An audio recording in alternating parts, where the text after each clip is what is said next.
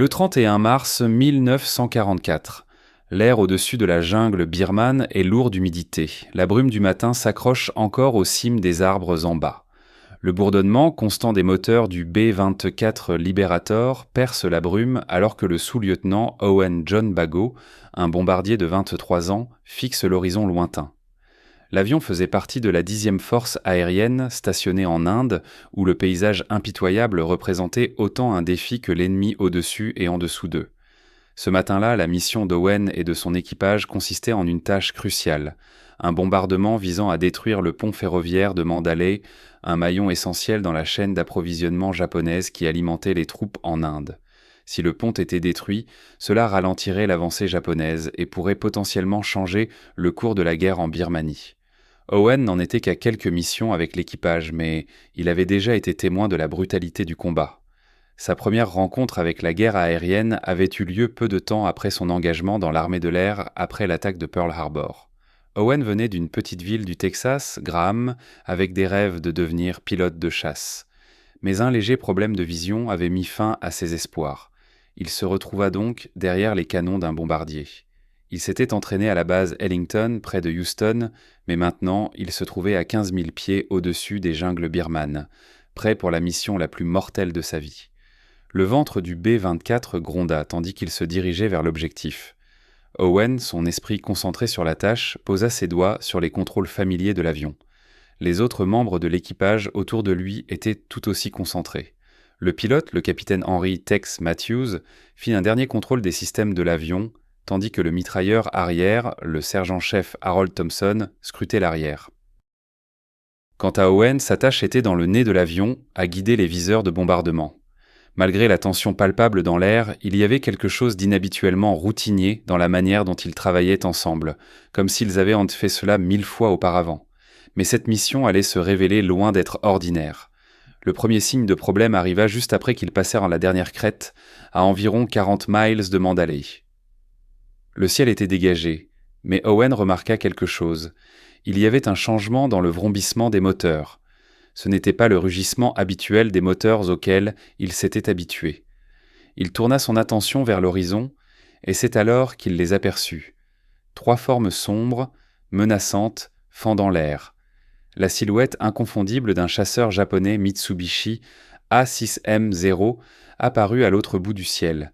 Ils avaient été interceptés. Le cœur d'Owen fit un bond en entendant le bruit d'un moteur japonais se rapprocher à toute vitesse. Au loin, leurs silhouettes sombres se rapprochaient rapidement. Il n'y avait pas de temps à perdre.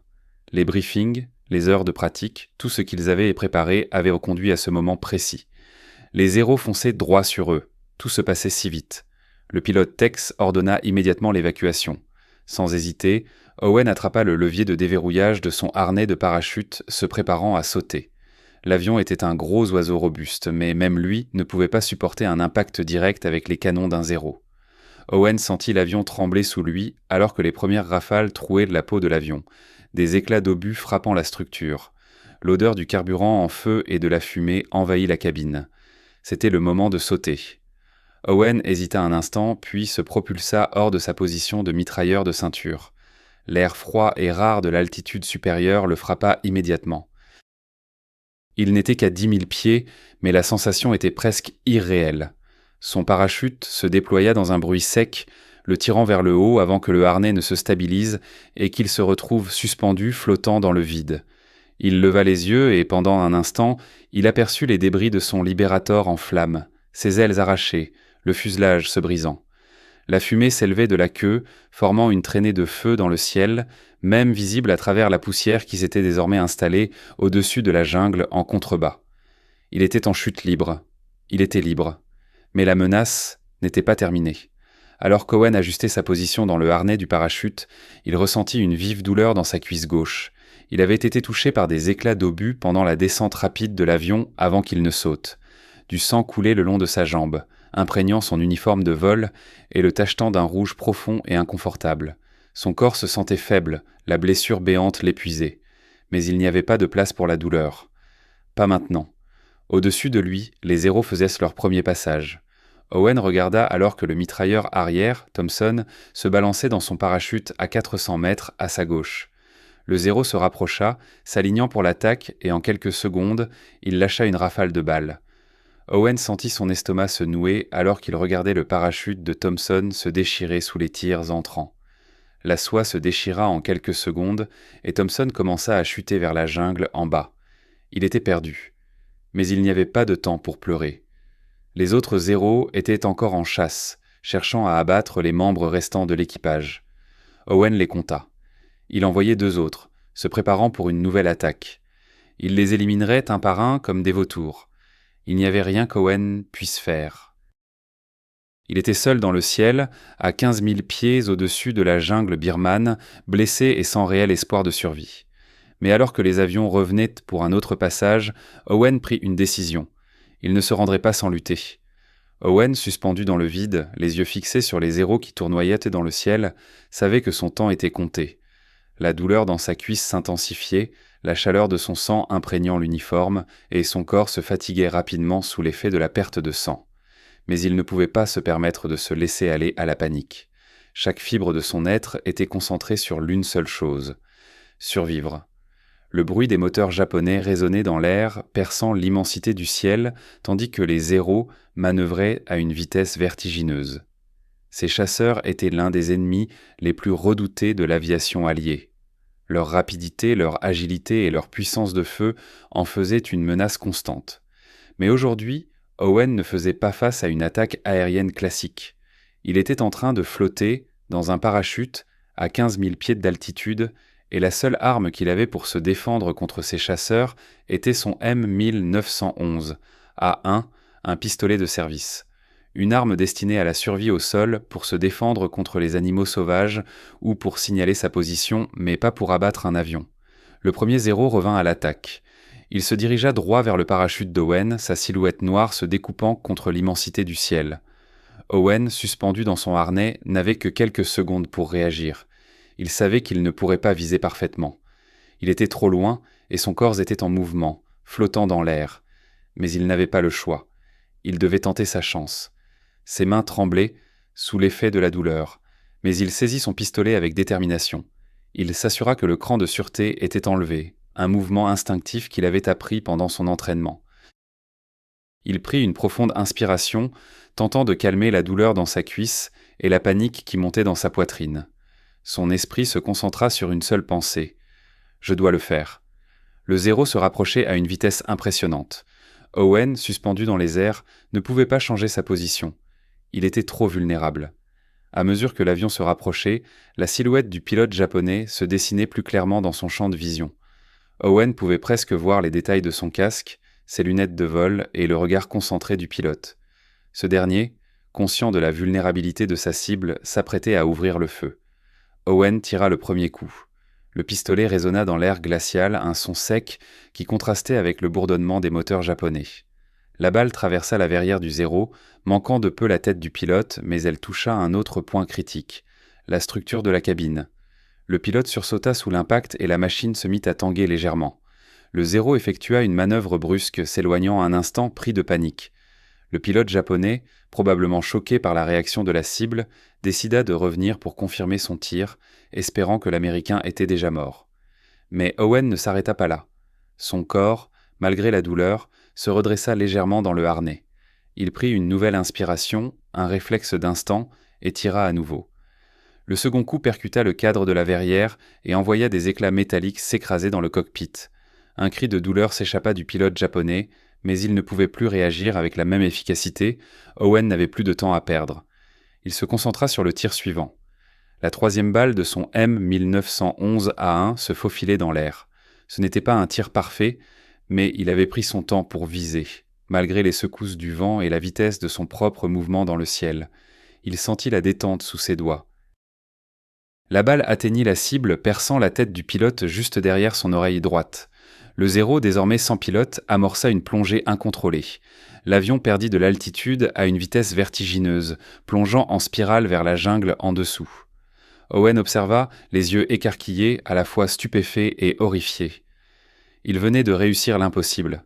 Un avion de chasse japonais abattu par un simple pistolet, alors qu'il flottait à 15 000 pieds, dans une situation de totale vulnérabilité. Le zéro se précipita vers le sol, la silhouette noire devenant de plus en plus petite à mesure qu'elle se rapprochait du sol. L'impact fut terrifiant, créant une explosion de flammes et de débris dans la jungle en dessous. Les arbres se brisèrent sous la force de l'impact, et une colonne de fumée noire s'éleva dans le ciel. Owen, les mains tremblantes, replaça son pistolet dans son étui, conscient qu'il n'avait plus de balles pour le moment. Il savait que cette victoire, aussi improbable fût-elle, ne lui offrirait pas encore une issue. Il lui restait encore 2 zéros à affronter, et une pluie de balles pouvait encore surgir de n'importe où. Mais pour l'instant, il avait survécu. Le ciel semblait soudainement plus clair, comme si une brume invisible s'était dissipée après l'impossible victoire d'Owen. Mais la réalité, aussi douloureuse qu'impitoyable, revenait rapidement. Ses bras étaient engourdis de la chute, son corps se balançait dans l'air, et la douleur de sa blessure à la cuisse était un rappel constant de la gravité de la situation. Il était loin d'être en sécurité, et il le savait. À 15 000 pieds au-dessus de la jungle, avec la température chutant en dessous de zéro, Owen se battait contre ses propres limites physiques. La douleur dans sa cuisse était atroce. Le sang, chaud et épais, s'était figé dans ses vêtements. Chaque mouvement, chaque petit ajustement dans le harnais provoquait une douleur lancinante. Pourtant, malgré cela, une seule pensée persistait dans son esprit. Il devait rester en vie. Il n'avait pas tué ce pilote japonais pour mourir maintenant. Il balaya du regard les cieux, observant les 2 autres zéros toujours en chasse. Ils étaient plus loin cette fois, apparemment occupés avec d'autres membres de son équipage. Owen compta les parachutes qui flottaient autour de lui. 9 parachutes américains encore en l'air, et déjà il en restait 8. Le combat aérien n'était pas seulement un échange de tirs. Il s'agissait aussi de psychologie. Les zéros étaient rapides, maniables, et ils savaient comment tuer. Mais Owen, avec son esprit de survivant, savait qu'il ne fallait jamais perdre de vue l'ennemi. S'il restait immobile et inconscient de ses actions, il serait une cible facile. Mais s'il pouvait feindre la mort, il pourrait surprendre son assaillant et le faire douter. C'est pourquoi il adopta la tactique la plus risquée mais la plus astucieuse qu'il pouvait envisager. Il se relâcha dans son harnais, sa tête se pencha en avant comme s'il était déjà mort. Il laissa ses bras pendre de manière lâche et ses jambes se balancer sans effort. Son parachute ne se déplaçait presque plus, suspendu dans l'air comme une silhouette morte. Tout en contrôlant son souffle, il laissa le vent le balancer doucement. Il devenait l'un des nombreux parachutistes tombant du ciel. La tactique de feindre la mort ne venait pas sans risque. Le moindre mouvement brusque pourrait trahir sa position. Il se concentra sur l'immobilité. L'idée était de donner à l'ennemi l'impression qu'il n'était plus une menace. Les zéros pourraient non penser qu'il avait déjà été abattu par un autre tir ou qu'il était mort dans l'explosion du bombardier. Mais il ne fallait pas qu'ils soient trop sûrs de leur jugement. Le premier zéro s'approcha une nouvelle fois. Owen se sentit tout petit, suspendu à son parachute, son corps faible mais l'adrénaline semblait l'aider à garder une concentration pure. Le zéro s'approchait lentement, comme s'il voulait vérifier la mort de sa cible. Mais Owen savait que chaque seconde comptait. À 75 mètres, le pilote japonais ralentit. Il s'approcha lentement, comme s'il hésitait, scrutant son parachute. Les secondes devinrent des minutes alors qu'Owen attendait, chaque fibre de son être prête à réagir. Le zéro était à portée de tir. Il se concentra sur son M1911A1, toujours à sa ceinture, son seul espoir. Le pilote japonais, toujours suspendu dans l'air avec son avion, observa Owen de près. Il ne bougeait pas. Owen attendit, immobile, son cœur battant la chamade. Puis, un geste imperceptible de la main droite, il attrapa le pistolet dans son étui avec une vitesse incroyable. En une fraction de seconde, il releva son bras, sans même se redresser complètement, et pointa le pistolet vers le cockpit du zéro. Il tira sans hésiter. La première balle siffla dans l'air et frappa la verrière du zéro. Le pilote japonais vacilla, son corps se repliant sous le choc. Owen, sans perdre une seconde, arma une nouvelle balle et tira encore. Cette fois, la balle se logea dans le cadre de la verrière, les éclats de métal se répandant à l'intérieur du cockpit. Le pilote se crispa sous l'impact. Il n'y avait plus de temps pour hésiter.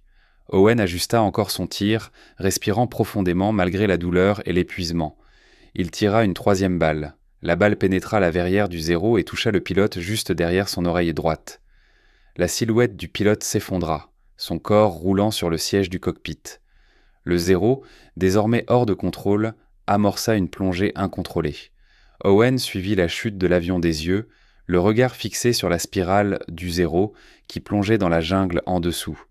Il ne pouvait pas croire ce qu'il venait de faire. Un tir, puis un autre, puis un dernier. Un résultat improbable, mais qui, à cet instant précis, signifiait sa seule chance de survie. L'avion japonais percuta la jungle avec une violence inouïe. L'impact souleva une explosion de flammes et de débris.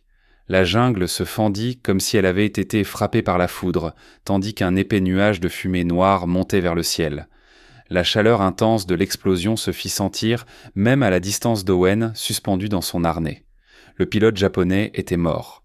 Le zéro était hors de combat. Mais il restait encore 2 avions ennemis à affronter. Owen avait une brève chance. Ses mains tremblaient alors qu'il replaçait son pistolet dans son étui. Le froid, l'épuisement et la douleur de ses blessures revenaient en force. Mais la lutte n'était pas encore terminée. Il observait attentivement les autres zéros toujours en vol. Le bruit du moteur du zéro, toujours aussi menaçant, se fit entendre une nouvelle fois. Owen, encore sous l'effet de l'adrénaline, scrutait l'horizon avec une vigilance qui surpassait tout ce qu'il avait vécu jusqu'à ce moment. La chute se poursuivait, implacable, mais ses pensées étaient concentrées sur un seul objectif, survivre. 2 zéros étaient encore en chasse. Ils n'avaient pas vu leurs camarades disparaître dans la jungle et ils poursuivaient leur balai meurtrier. La distance entre Owen et ses nouveaux chasseurs japonais se réduisait rapidement. Chaque second qui passait était un coup de plus porté contre lui. Les parachutes de ses camarades se balançaient là toujours dans l'air, certains d'entre eux encore plus bas, à la portée des zéros. Dans cette situation, la chance ne se compterait pas en jours, mais en secondes. Les zéros tournaient au-dessus de lui comme des vautours, leur lumière vive frappant l'immensité du ciel, leur bourdonnement devenant de plus en plus menaçant. Owen sentit son cœur battre plus fort, la panique menaçant de l'envahir. Mais il se refusa à céder à cette émotion. Il devait encore tout donner. Ses yeux se posèrent sur l'un des zéros qui entamait une descente en spirale pour se rapprocher. Il reconnaissait la manœuvre. Il cherchait à l'abattre de manière efficace. Mais il ne savait pas qu'Owen, au bord de la mort, était plus déterminé que jamais à se défendre. Chaque centimètre de son corps, chaque pensée, chaque fibre de son être était concentré sur le fait de tirer une dernière balle. Le zéro, un avion impressionnant malgré sa simplicité, s'approchait rapidement de sa position, les moteurs ronronnant. L'une des rares chances qu'Owen avait maintenant était de saisir cet instant avec la même précision qui lui avait permis de tuer le pilote japonais plus tôt. Les zéros ne voyaient tant pas la menace, pensant probablement qu'il était un autre parachutiste sans défense. Mais Owen, ce matin-là, n'était pas un parachutiste ordinaire. Il était un homme qui allait faire face à une impossible réalité et qui l'affronterait de front. Owen ajusta sa prise sur le pistolet. La douleur à sa cuisse n'était plus qu'un bourdonnement faible. Il savait que c'était une question de vie ou de mort. Le zéro approchait encore, et à chaque seconde qui passait, l'impression d'imminence grandissait. Le temps semblait se ralentir dans l'air glacé. Le zéro se rapprocha à une vitesse vertigineuse. Owen pouvait désormais distinguer les détails de la cabine de l'avion, et la tête du pilote se dessinait nettement à travers la verrière. Il s'agissait du moment crucial. Le zéro était assez proche pour qu'Owen puisse l'atteindre avec ses derniers tirs. La distance était d'environ 75 mètres. Il prit une inspiration, ressentant la pression du monde entier sur ses épaules. Il n'avait pas le temps d'hésiter, pas le temps de viser parfaitement. Mais ce n'était pas dans ses habitudes de perdre du temps. Il savait ce qu'il avait à faire. Owen tira, la balle fusa, perçant la verrière de l'avion. Le pilote réagit immédiatement, son corps se courbant sous l'impact, mais il n'avait pas encore été abattu. L'avion continua sa trajectoire, se redressant légèrement avant de s'écarter de la trajectoire d'Owen. Ce n'était pas suffisant. Il tira une nouvelle fois, cette fois-ci à la tête du pilote. L'instant suivant, il aperçut le pilote s'affaisser dans le siège du cockpit. Le zéro commença à virer, avant de plonger brutalement vers le sol, son pilote hors de combat. Un autre ennemi tombait. Owen n'eut pas le temps de savourer cette victoire. Son regard s'était déjà tourné vers le deuxième zéro qui approchait de plus en plus près. Il restait à peine 3 balles dans son pistolet, et la situation devenait plus désespérée à chaque instant. Si ce deuxième chasseur arrivait à le prendre en cible, il serait fini. Le zéro suivant approchait, plus déterminé que jamais. Les manœuvres étaient rapides, presque impossibles à suivre, mais Owen savait que c'était son dernier combat. Il pouvait voir la silhouette de l'avion japonais se dessiner devant lui. L'ennemi était à portée. Il prit une profonde inspiration, conscient que la chance pouvait encore frapper une dernière fois. Le zéro s'approcha encore, son bruit de moteur dominant tout autour de lui. Owen fit un dernier mouvement, tendant le bras pour viser. Il tira une nouvelle fois, mais cette fois, il n'eut pas le temps de voir si le tir avait été efficace. Il avait tout donné. La dernière balle de son pistolet avait été tirée, mais il ne savait pas si elle avait porté. Le zéro se mit à tanguer de manière erratique. Owen sentit une vague de soulagement lui envahir. Cela suffisait peut-être. L'avion japonais se mit à spiraler, à descendre à une vitesse folle. Le pilote n'était plus aux commandes. Owen n'eut pas besoin de voir le crash. Il savait qu'il avait réussi. Le silence qui suivit l'impact du zéro était assourdissant. Owen, suspendu à son parachute, laissa un moment s'écouler. La chaleur de l'explosion avait fait fondre une partie de la brume matinale, laissant le ciel limpide, mais l'air était toujours aussi glacé à 15 000 pieds. Owen observa le zéro qui dégringolait dans la jungle en dessous de lui, sa trajectoire erratique créant une traînée de flammes et de fumée noire. L'avion semblait se consumer tout entier, éclatant sous le choc de la collision avec les arbres de la jungle.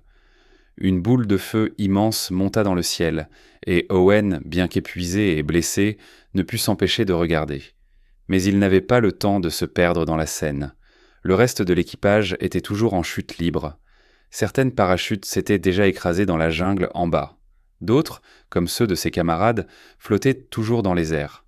Owen fit un rapide calcul mental. Il en restait encore 5 ou 6. Leur vie était maintenant suspendue à un fil, tout comme la sienne. Owen tenta de rester concentré, mais à chaque seconde qui passait, la douleur dans sa jambe devenait plus insupportable. Il serra les dents pour ne pas laisser échapper un cri de douleur. Il était maintenant en train de plonger lui aussi vers la jungle. L'adrénaline qu'il avait portée jusqu'ici commençait à faiblir et l'épuisement se faisait sentir. Mais il n'avait pas le choix. Il n'allait pas mourir ici. Pas après tout cela. Les 2 zéros restants tournaient toujours, repérant lentement les parachutistes restants. Owen se concentra sur l'un d'eux, l'un des chasseurs qui effectuait un virage serré pour attaquer à nouveau. Le bruit du moteur se rapprochait et le bourdonnement perça le silence, plus menaçant que jamais.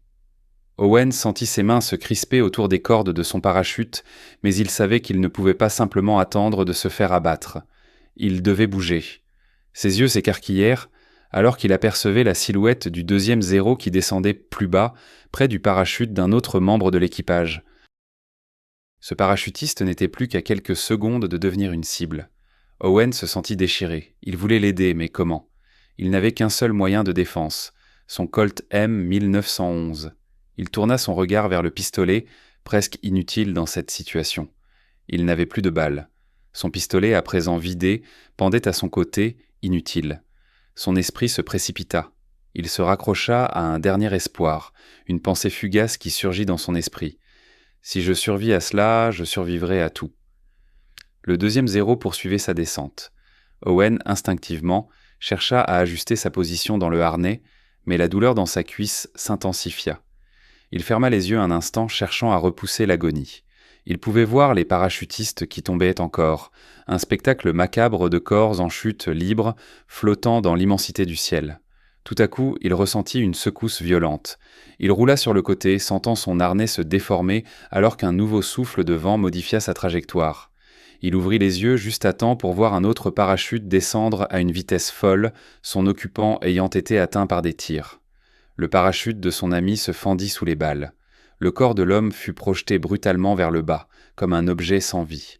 La vision de son camarade tombant dans la jungle lui coupa le souffle. Owen ne pouvait pas lui venir en aide, il ne pouvait rien faire, sauf rester en vie. La 2e attaque des zéros sembla se concentrer sur un autre parachutiste, cette fois à plus de 1000 pieds sous lui. Owen le regarda en bas, se demandant si, comme lui, il serait capable de survivre à cette descente. Mais il n'y avait pas de temps à perdre. Il fallait se concentrer sur sa propre chute. Le bruit des moteurs des zéros s'intensifia à mesure qu'il tournait de plus en plus près. Owen se résigna à l'idée que cela pouvait être la fin. Puis, soudainement, tout se figea.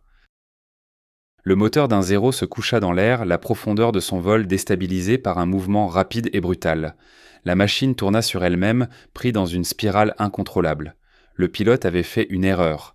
Le zéro chuta brutalement, disparaissant dans la jungle, laissant derrière lui une traînée de fumée et de débris. Owen n'avait pas tiré une balle de plus, mais il avait survécu à l'attaque. Il était encore en vie. Il n'avait pas pu empêcher les autres zéros de tuer ses camarades, mais il avait survécu à l'impossible. Owen n'eut pas le temps de savourer sa victoire. Même si les zéros s'étaient éloignés, il savait que sa situation demeurait extrêmement périlleuse. Son corps continuait de tomber, inexorablement. Il essaya de se concentrer sur son parachute, ajustant légèrement la direction en tirant sur les cordes. Le sol en dessous de lui était flou et indifférent, une mer de verre qui semblait engloutir tout ce qui tombait.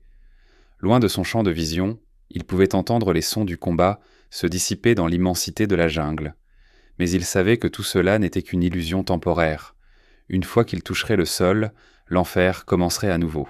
Son corps, déjà affaibli par les blessures et la douleur, semblait se faire plus lourd à chaque seconde qui passait. Il se concentra sur sa respiration. Le froid glacial de l'altitude commençait à se dissiper, mais la chaleur étouffante de la jungle allait bientôt le rattraper. Il n'avait rien pour se protéger, juste son uniforme, son pistolet maintenant inutile, et quelques rares maigres fournitures.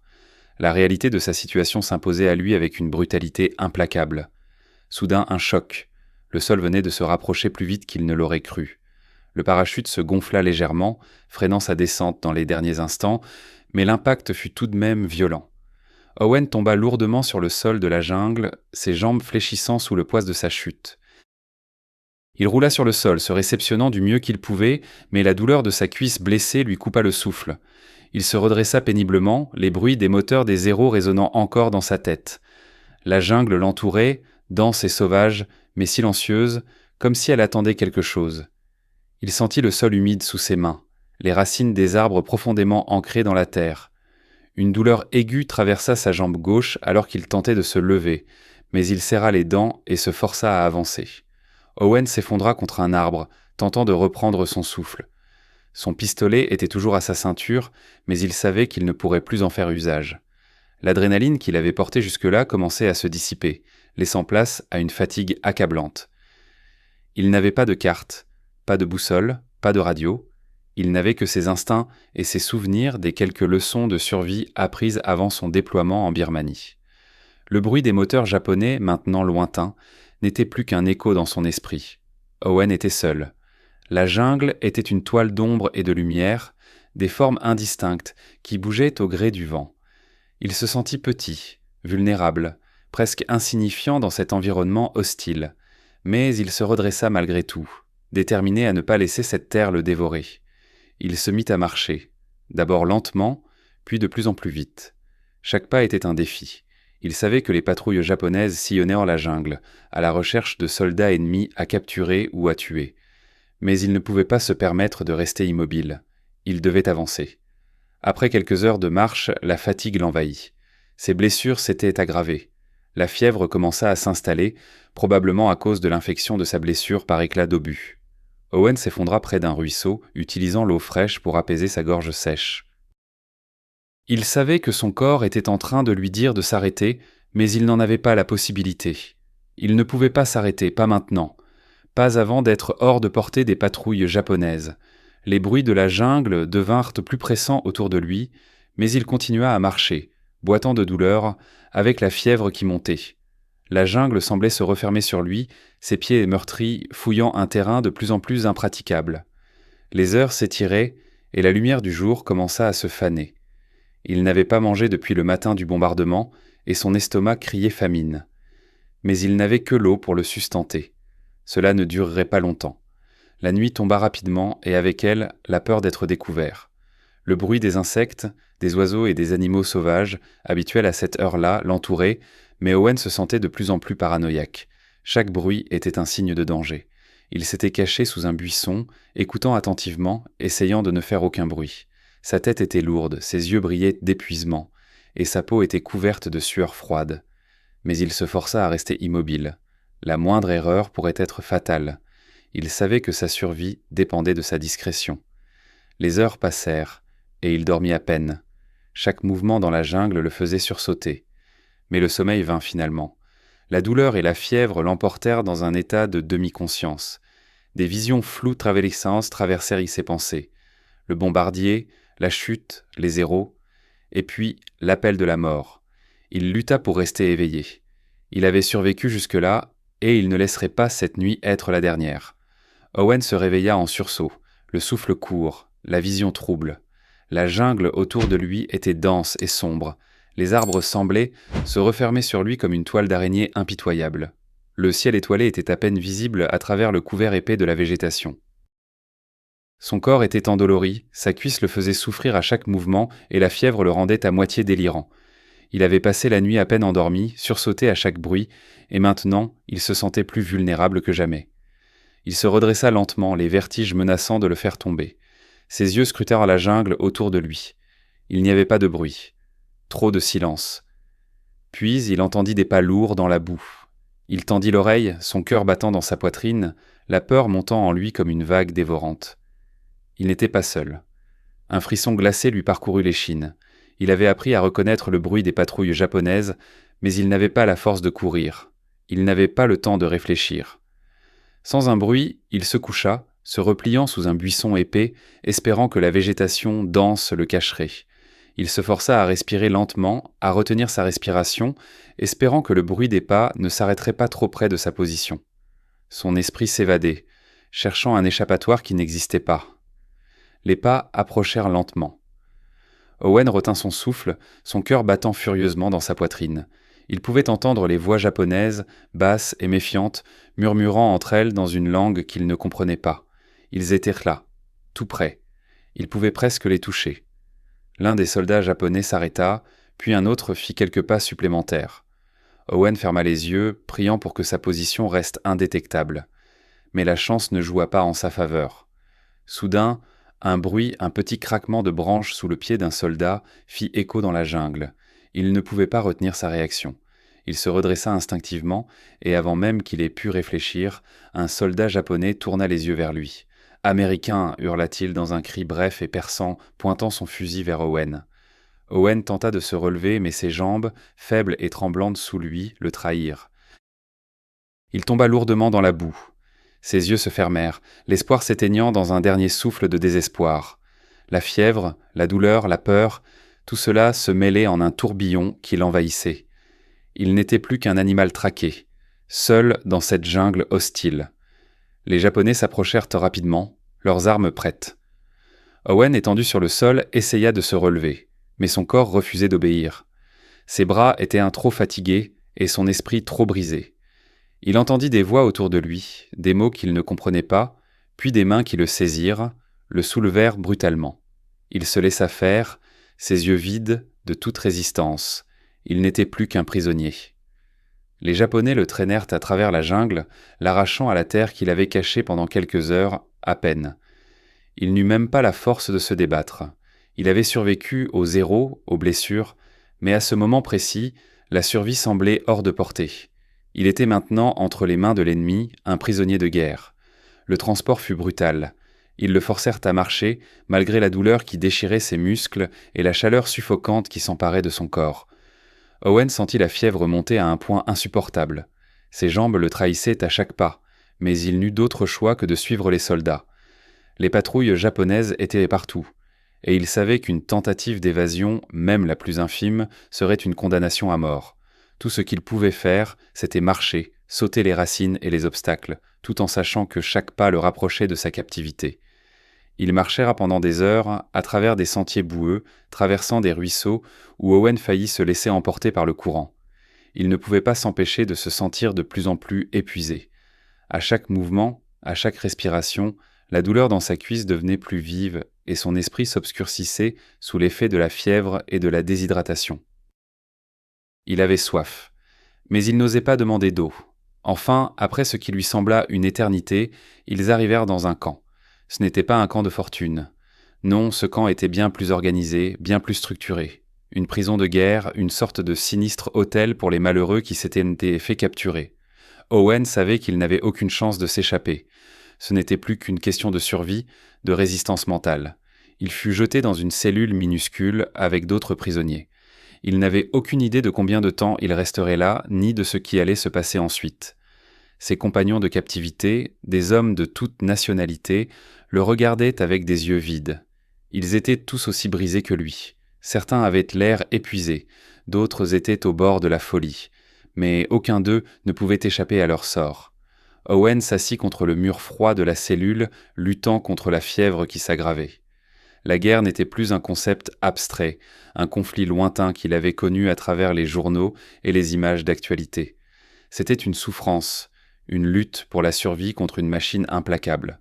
Le silence dans la cellule était lourd, une pression qui semblait écraser tout espoir. Les jours se succédaient lentement dans la cellule humide et exiguë où Owen avait été enfermé. Chaque minute semblait une éternité. La chaleur étouffante de la jungle était implacable, même à l'intérieur du camp. L'air était chargé d'humidité, imprégné de l'odeur de la moisissure et du métal rouillé, et chaque respiration devenait plus difficile que la précédente. Les murs de la cellule étaient faits de simples planches de bois, usées et fissurées, et la lumière du jour ne pénétrait que faiblement à travers les fentes. À l'extérieur, il n'y avait que les bruits intermittents des soldats japonais, les rires bruyants et les ordres criés, mais la cellule elle-même était un abîme de silence. Owen était affaibli, ses muscles étaient endoloris par l'épuisement et la douleur de sa blessure à la cuisse. La fièvre le rendait léthargique, et il se sentait pris dans un rêve fiévreux, où les frontières entre la réalité et l'illusion se brouillaient. Chaque fois qu'il se réveillait, les visages de ses compagnons de captivité semblaient somme plus flous, comme si la réalité elle-même se distordait autour de lui. Certains étaient conscients, d'autres dans un état de délire. Ils avaient tous connu des souffrances indescriptibles. Owen était l'un des rares à pouvoir encore se tenir debout. À sa grande honte, il n'avait pas été capable de résister à la douleur. Mais au fil des jours, il se rendit compte que l'évasion ne se ferait pas par la force brute. Ce qu'il avait à faire, c'était attendre. Attendre et ne jamais se laisser briser par ce qui allait arriver. Les rations de nourriture étaient maigres, un simple bol de riz chaque jour, parfois accompagné d'une poignée de légumes. C'était à peine suffisant pour maintenir son corps en vie. L'eau était plus rare encore, et la soif se faisait rapidement ressentir. Chaque gorgée semblait précieuse, comme si c'était de l'or liquide. Les soldats japonais apportèrent de l'eau 2 fois par jour, mais Owen se savait trop faible pour réclamer plus. Il avait appris à garder la tête baissée, à ne pas attirer l'attention. Plus les mois passaient, plus il avait l'impression que l'isolement était la pire des tortures. Les interrogatoires étaient une autre forme de douleur. Les Japonais voulaient des informations, des renseignements sur les tactiques de bombardement, les bases alliées, les positions stratégiques. Owen avait été soumis à de longues séances d'interrogatoire, mais il avait été formé dans l'armée à ne jamais donner d'informations sensibles. Les soldats japonais le frappaient à coups de bâton, le forçaient à rester debout pendant des heures sous une chaleur accablante, lui offraient des rations de nourriture en échange de réponses, mais Owen ne céda jamais. Il répondit à leurs questions avec son nom, son grade et son numéro de série. Rien de plus. Cela lui valut de nouvelles brimades. La douleur physique était évidente, mais la douleur mentale, l'isolement, était plus insidieuse encore. Il y avait des moments où Owen se sentait complètement brisé, lorsque la faim et la soif devenaient trop intenses et que la fièvre frôlait des sommets insoutenables. Parfois, il fermait les yeux et s'imaginait chez lui, dans les rues de Graham, au Texas, ressentant la chaleur du soleil d'été, l'odeur du pain frais qui s'échappait de la boulangerie du coin. Mais ses souvenirs étaient de plus en plus rares, engloutis par la souffrance et la privation. L'un des plus jeunes prisonniers, un autre membre d'équipage, l'appelait souvent pour lui demander s'il savait quand ils allaient être libérés.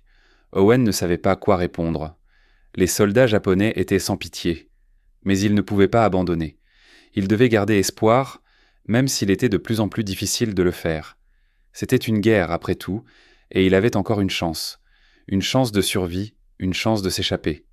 L'une des pires épreuves auxquelles Owen dut faire face fut l'isolement total.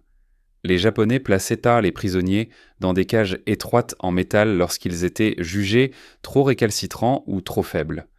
Owen, bien que fatigué, résistait à la tentation de se laisser aller. Dans la cellule, il n'avait que ses pensées et le bourdonnement incessant de la fièvre.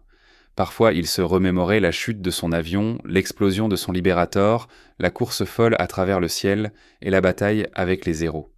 Mais plus il pensait à ces événements, plus il se sentait détaché de ce qui s'était réellement passé. Les images de son parachute se déployant dans le vide, les bruits des balles frappant la verrière, tout cela semblait désormais appartenir à une autre vie. Les mois passaient lentement, mais ils ne faisaient qu'accélérer la dégradation de son état. Owen perdit beaucoup de poids. Il avait du mal à bouger, Ses bras et ses jambes étaient devenus faibles et il souffrait d'une grave malnutrition. Mais l'esprit humain est résilient. Il se força à garder l'espoir, à se rappeler que d'autres avaient survécu dans des conditions bien pires. À un moment donné, la situation changea. Les Japonais se montrèrent plus agressifs dans leurs interrogatoires. Les privations devenaient plus sévères, mais quelque chose dans la nature de leur présence, la façon dont les soldats regardaient leurs prisonniers, semblait changer. Owen pouvait sentir que la guerre approchait de son terme. Chaque bruit d'hélicoptère qui survolait le camp, chaque vibration dans l'air, faisait naître un espoir discret dans le cœur de chaque prisonnier. Les bruits de la guerre qui se rapprochaient de plus en plus. Les Alliés ne tarderaient pas à arriver. Owen était épuisé, à bout de force, mais il savait que son moment approchait. Il ne savait pas quand, ni comment, mais il était prêt. Il vivait dans l'attente. La fin de la guerre n'était plus une question de quand, mais de comment et de combien d'entre eux survivraient pour en témoigner. Le bruit des hélicoptères qui survolèrent le camp devenait de plus en plus fréquent. C'était une sensation étrange, comme un rêve qui devenait peu à peu réalité. Owen, plus faible que jamais, commençait à comprendre que la fin de l'horreur approchait. Les gardes japonais semblaient moins nombreux ces derniers jours. Les Alliés avaient en fait de grands progrès en Birmanie et la rumeur de la libération circulait parmi les prisonniers. Bien que la guerre n'ait pas encore pris fin pour lui, l'espoir qu'il avait cru perdu se ravivait lentement. Les conditions dans le camp étaient devenues insupportables. Les prisonniers, affaiblis par la malnutrition et les maladies, étaient incapables de se tenir debout sans s'appuyer contre quelque chose. Owen, qui avait déjà perdu plus de la moitié de son poids depuis son arrivée, ressentait chaque battement de son cœur comme une douleur lancinante. Ses blessures n'étaient pas complètement guéries, et la fièvre persistait, l'envahissant parfois dans des vagues de chaleur qui le laissaient tremblant et épuisé. Un matin, alors qu'il se réveillait dans sa cellule, il sentit un changement dans l'air. La tension dans le camp était palpable. Les soldats japonais semblaient plus nerveux, plus agités. Ils se préparaient à quelque chose, mais personne ne savait encore quoi. Owen se tenait dans l'ombre de sa cellule, attendant, incertain, mais avec un pressentiment grandissant. Puis, soudain, un bruit de moteur différent, plus fort, plus proche. Les hélicoptères. Owen se précipita vers la fenêtre de la cellule. Il aperçut au loin des avions alliés qui passaient dans le ciel, bombardant des positions japonaises. C'était un signe. Les Alliés étaient là. Enfin, la fin de l'attente, le début de la fin. Les gardes japonais, inquiets et nerveux, firent de leur mieux pour garder le contrôle du camp, mais leur pouvoir s'effritait de minute en minute. Il n'y avait plus de question de savoir si la guerre allait prendre fin, mais quand. Owen, se sentant plus vivant que jamais, malgré la douleur qui l'affaiblissait, se rapprocha des autres prisonniers. Ils se tenaient tous dans le même état de préparation et de vigilance. Même dans leur situation désastreuse, un esprit de camaraderie et d'espoir naissait. Pour la première fois depuis des mois, Owen aperçut des sourires timides. Peut-être que cela finirait bien, après tout. Quelques heures plus tard, les bruits de moteurs se firent de plus en plus forts. Les soldats japonais qui gardèrent le camp se précipitèrent, agités, perdus. Puis, au bout d'un moment d'incertitude, les premières troupes alliées, les forces britanniques, firent leur apparition. C'était une scène surréaliste pour Owen, un mélange d'incrédulité et de soulagement. Les soldats britanniques, leurs visages marqués par la fatigue mais rayonnants d'espoir, pénétrèrent dans le camp, suivis de près par des médecins et des infirmiers. Ils se précipitèrent vers les prisonniers, leur offrant de l'eau, de la nourriture et des soins médicaux. Owen se laissa tomber contre un arbre, épuisé par l'effort de tenir bon, la douleur et la chaleur l'envahissant. Il sentit une main se poser sur son épaule. C'était un médecin, un Britannique, qui lui tendait une bouteille d'eau. « Vous êtes libre maintenant, mon ami ?» dit-il, dans un accent anglais marqué, mais plein de chaleur. Owen n'eut même pas la force de répondre. Il but avidement l'eau, les larmes lui montant aux yeux. Il avait survécu. Après tout ce qu'il avait vécu, après avoir frôlé la mort à chaque instant, il était encore là, debout. Il n'arrivait pas à croire que cela soit réel. Mais tout autour de lui, les prisonniers étaient libérés, et l'espoir, ce qui lui avait manqué pendant tant de mois, remplissait l'air. Les jours qui suivirent furent flous pour Owen. La libération était un processus lent. Les médecins le soignèrent, et bien qu'il eût encore besoin de nombreux traitements pour ses blessures et sa malnutrition, il commença à se sentir mieux. Il n'avait pas retrouvé la force de l'homme qu'il était avant la guerre, mais il était sur la voie de la guérison. On l'envoya d'abord à Calcutta, où il subit un long processus de soins. Là, il rencontra d'autres soldats qui avaient également été capturés et avaient en survécu dans des conditions similaires. Les souvenirs des tortures subies dans les camps étaient vivaces dans leur tête, mais il y avait quelque chose de réparateur dans la simple présence d'autres survivants. Owen écouta leurs histoires, leurs luttes, et il se rendit compte qu'il n'était pas le seul à avoir été confronté à l'enfer. Le 6 mai 1945, Owen se retrouva à bord d'un avion sur le chemin du retour aux États-Unis. Le vol était long, fatigant, mais il ne pouvait s'empêcher de ressentir une immense gratitude pour être en vie. L'avion survolait l'océan Pacifique et au fur et à mesure qu'il approchait de la côte, Owen laissa les souvenirs du camp, de la jungle et de ses captifs s'estomper. Lorsque l'avion atterrit en Californie, il sentit la chaleur du soleil californien sur son visage, une sensation si simple, mais si puissante. C'était comme une renaissance.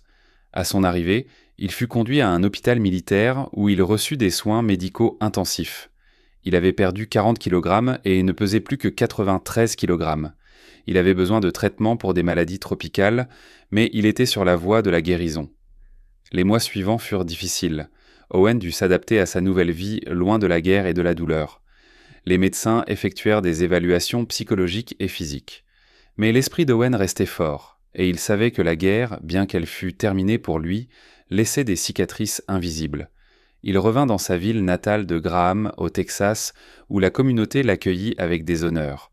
Les gens voulaient en savoir plus sur ce qu'il avait vécu. Mais Owen garda le silence.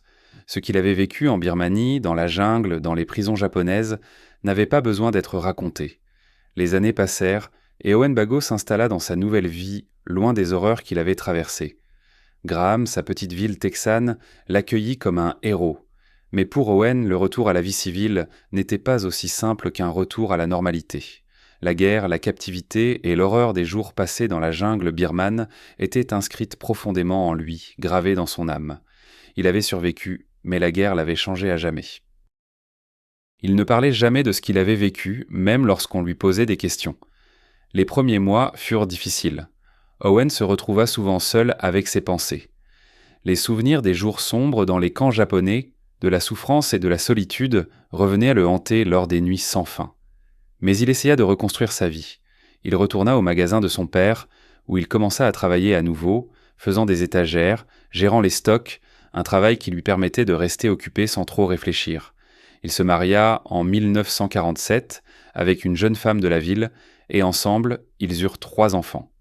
Owen devint un membre respecté de la communauté, un homme bien ancré dans la vie de famille et dans la société. Mais dans les profondeurs de son esprit, les fantômes de son passé restaient. Il n'assistait jamais aux réunions de vétérans. Il évitait de discuter de la guerre avec quiconque, et lorsqu'il était invité à raconter ses expériences, il s'en esquivait toujours. « Ce qui s'est passé là-bas doit rester là-bas », disait-il souvent, le regard fuyant. Pourtant, les questions revenaient toujours. Les rumeurs de son acte incroyable, celui de tirer sur un zéro avec son pistolet alors qu'il était en parachute, circulaient parmi les anciens soldats de la ville, mais Owen évitait d'y prêter attention. Puis, un jour, en 1982, quelque chose d'inattendu se produisit. Owen, désormais âgé de 61 ans, reçut une lettre officielle du département de la Défense des États-Unis. Il ne l'avait pas vue venir. En tant que vétéran, il recevait parfois des lettres administratives concernant des questions d'indemnisation ou des papiers liés à son service, mais celle-ci était différente. La lettre venant de l'Agence de recherche historique de l'armée de l'air l'informait que des chercheurs avaient retrouvé une référence à son acte de bravoure lors des événements de 1944, lorsque, selon les archives japonaises, un pilote de Zéro avait été abattu par un soldat parachuté. Le document mentionnait des rapports japonais qui faisaient état de la disparition d'un Zéro, l'avion ayant été abattu lors d'une mission au-dessus de la Birmanie en mars 1944, et l'enquête initiale ayant conclu que le pilote était mort d'une balle de petit calibre. Les chercheurs avaient croisé ces informations avec les archives américaines et les rapports d'Owen, et après une longue étude, ils avaient confirmé que l'histoire d'Owen était véridique. Le département de la Défense avait maintenant reconnu officiellement son exploit. Owen n'en revenait pas. Il avait presque oublié cet acte lui-même. Pour lui, tout cela appartenait à un passé lointain, trop douloureux pour être évoqué.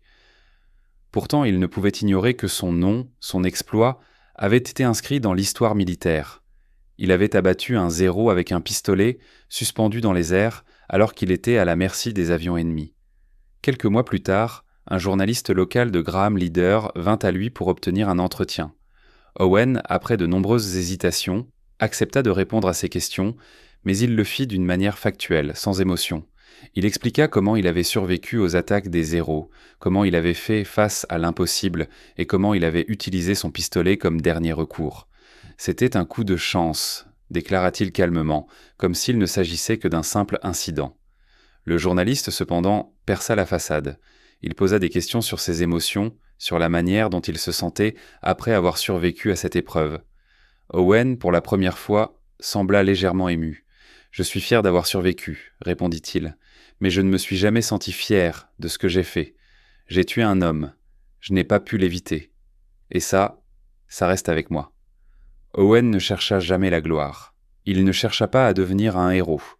Pourtant, sa bravoure avait été reconnue, des décennies après les faits. Les documents militaires officiels reconnaissaient maintenant que son exploit était le seul de ce genre dans l'histoire de l'aviation militaire. Il n'y avait jamais eu d'autre cas où un soldat en chute libre avait abattu un avion ennemi avec un simple pistolet.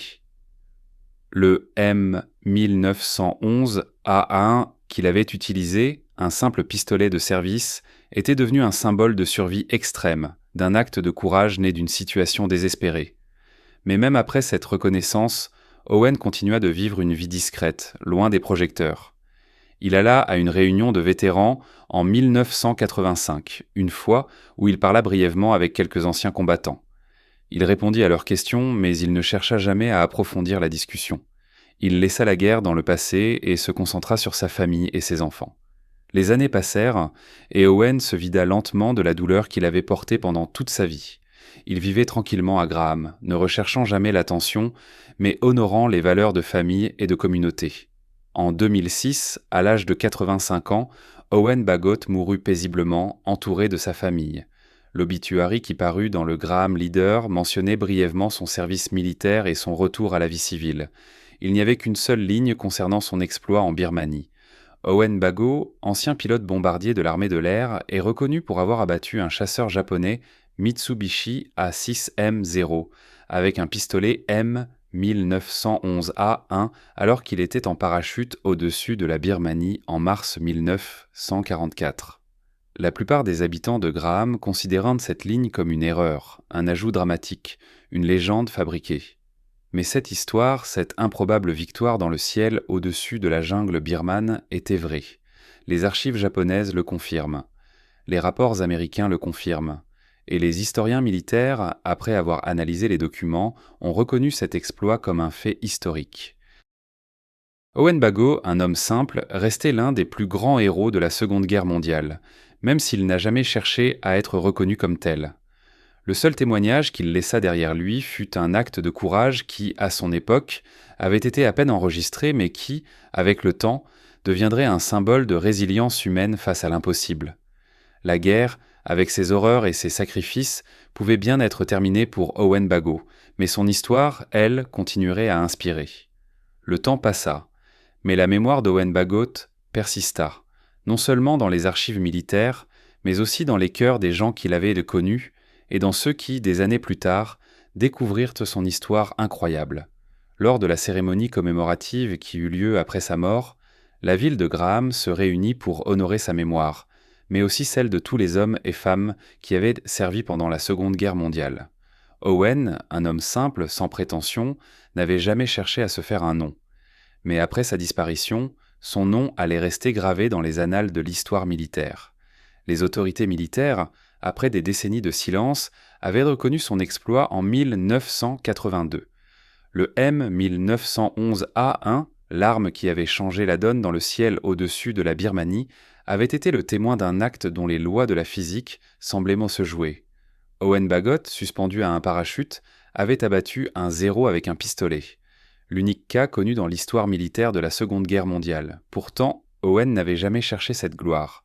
Il avait seulement agi pour survivre, pour protéger ses camarades, pour faire ce qui était nécessaire, même si tout semblait perdu.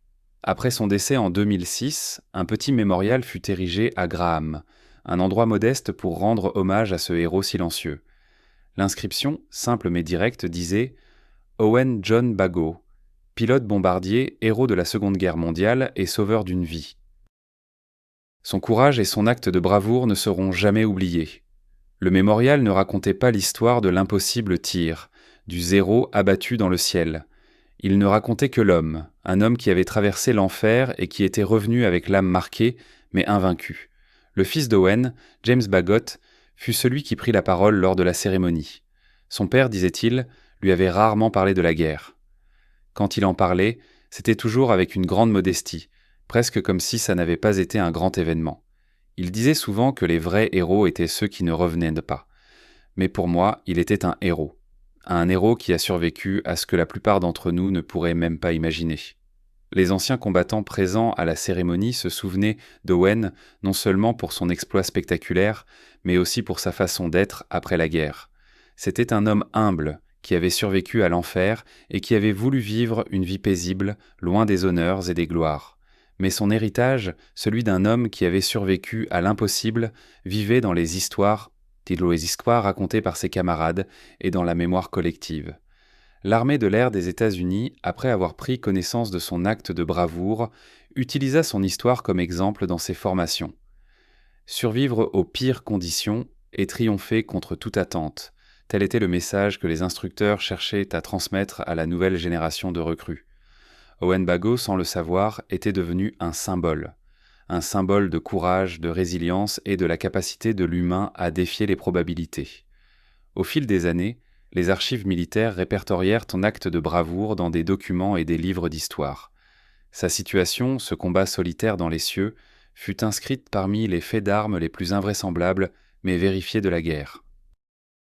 Le nom d'Owen Bagot commença à être mentionné dans des ouvrages d'histoire militaire, dans des documentaires et des revues spécialisées, un témoin silencieux du courage d'un homme ordinaire, devenu légendaire. Mais Owen, quant à lui, ne chercherait jamais cette reconnaissance. Même lorsqu'il était vivant, il préférait rester dans l'ombre, loin des projecteurs. Pour lui, la guerre était un fardeau qu'il n'avait jamais voulu porter, un fardeau qu'il avait porté de manière héroïque sans jamais s'en vanter. La guerre fait des héros, mais elle fait aussi des hommes brisés, disait-il souvent. Je suis l'un d'eux. Aujourd'hui, l'histoire d'Owen Bagot continue de survivre grâce à ceux qui ont pris le temps de se souvenir de lui. Son acte, l'impossible tir qui a traversé la verrière du zéro, est désormais gravé dans les annales militaires. Mais ce qui marquait les gens, au-delà de l'exploit, c'était la façon dont ils vivaient après la guerre. Un homme ordinaire, un héros malgré lui, qui ne chercha jamais de reconnaissance. Il est difficile de mesurer l'impact qu'une seule action peut avoir, mais l'histoire d'Owen Bagot, cette incroyable rencontre entre un homme et le destin, restera à jamais un exemple de courage face à l'inimaginable. Il ne cherchait ni gloire ni honneur. Ce qu'il a fait, il l'a fait par instinct, pour survivre, pour ses camarades, pour lui-même.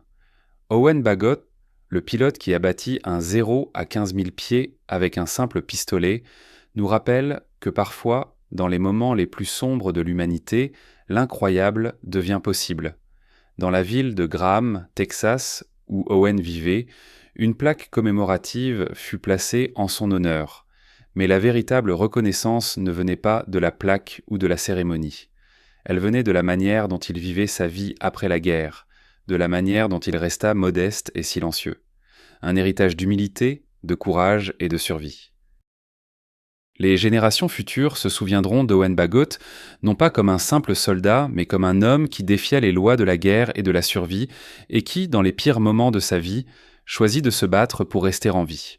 L'héritage d'Owen n'était pas dans l'exploit qu'il avait accompli, mais dans la manière dont il vivait sa vie après. Parce que pour lui, l'histoire de la guerre, de la souffrance et de la résilience n'était qu'un chapitre parmi tant d'autres. Un chapitre qui, même s'il s'éteignait doucement dans les mémoires des hommes, continuerait à inspirer ceux qui osaient se lever face à l'adversité. Et dans le silence de Graham, au Texas, une légende était née, une légende qui survivait à travers les souvenirs, dans les cœurs et dans les récits, comme un phare qui guide dans la tempête.